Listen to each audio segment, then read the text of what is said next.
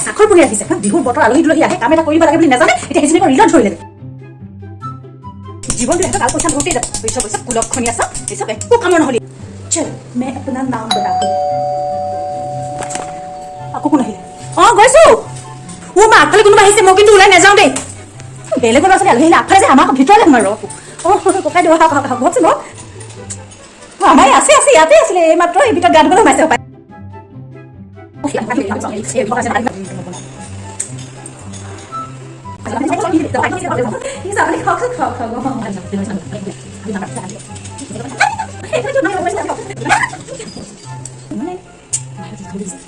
যাহে নেকি আমাৰ একেলগে আহিয়ে নাপালেহি নহয়